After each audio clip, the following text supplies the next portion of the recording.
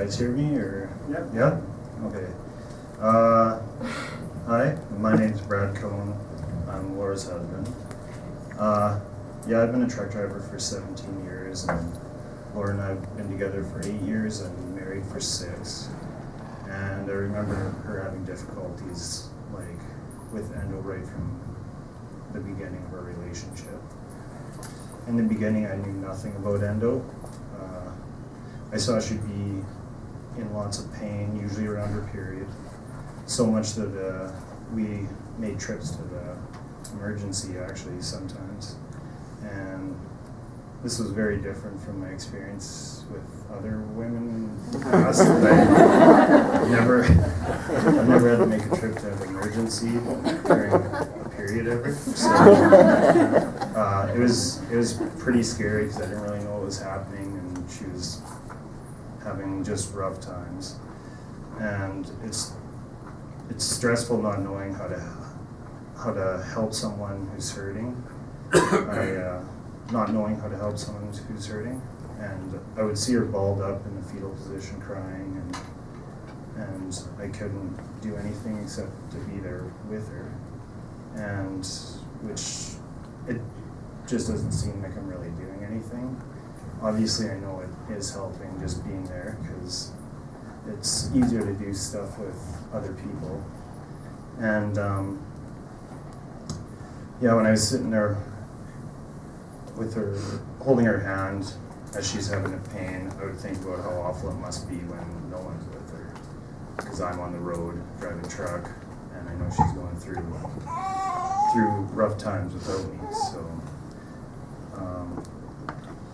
like, I know she's a strong person, and to see her struggle from pain day to day, not losing it it's incredible that she can, like, hold it together most days, and I don't know how she does it, honestly.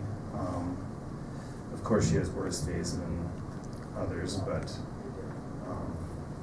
nobody can hold it together all the time, right? So it's and, like, she's constantly on medication to help hold it together, but the pain it's always there. It's just numbed a bit. Yeah, even though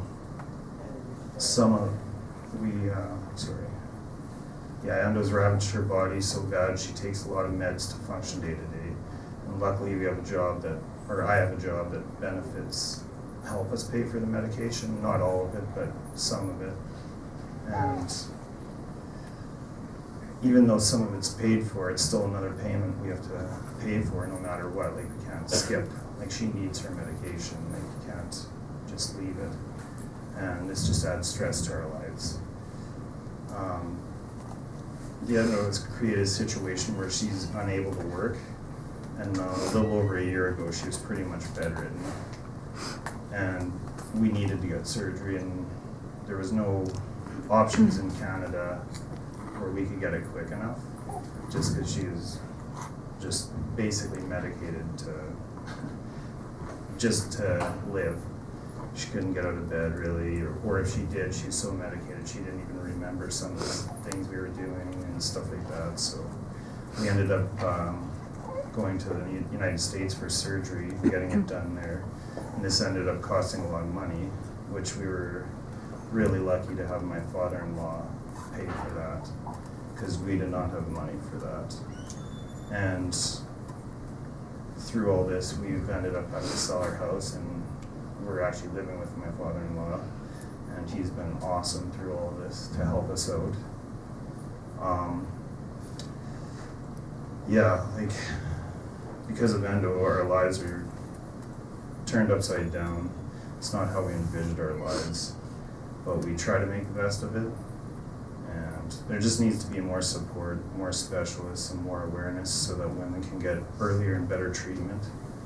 I believe that if Laura had been able to get better treatment sooner, there would be less permanent and ongoing damage, and we would be living a better quality of life.